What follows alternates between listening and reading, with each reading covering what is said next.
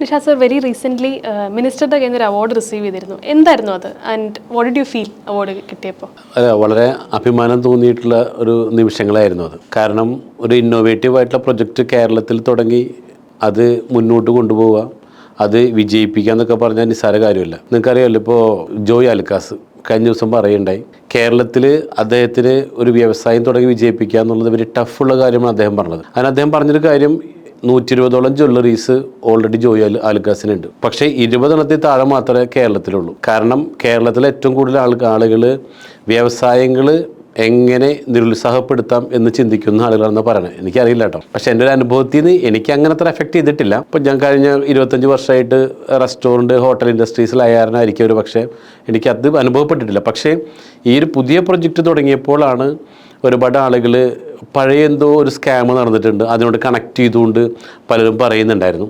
പക്ഷേ എങ്കിലും സധൈര്യം മുന്നോട്ട് പോയി. കാരണം ഒരു ഇന്നോവേറ്റീവ് ആയിട്ടുള്ള ഒരു ഐഡിയ ഉണ്ട്, അതൊരുപാട് ജനങ്ങൾക്ക് ഗുണമുള്ളതാണ്. പക്ഷെ എനിക്കറിയാം ഇത്രയും നല്ലൊരു ഐഡിയ ജനങ്ങളിലേക്ക് എത്തിക്കാൻ കുറച്ച് സമയമെടുക്കും. ആ സമയം എടുക്കുമ്പോൾ ഒരു പക്ഷേ പലരും അതിനെ എതിർത്തേക്കാം. പക്ഷെ എനിക്ക് കിട്ടിയ ഏറ്റവും വലിയ പ്ലസ് പോയിൻ്റാണ് ഇത് സെൻട്രൽ ഗവൺമെൻറ്റിൽ നിന്ന് കിട്ടിയിട്ടുള്ള അവാർഡ്. അപ്പോൾ അത് ഓൾറെഡി വലിയ രീതിയിൽ തന്നെ എൻ്റെ ബിസിനസ്സിനെ എഫക്റ്റ് ചെയ്തിട്ടുണ്ട്. അത് വളരെ സന്തോഷമാണ്, അതോടൊപ്പം തന്നെ അഭിമാനപൂർവ്വ കാര്യം തന്നെയാണ്.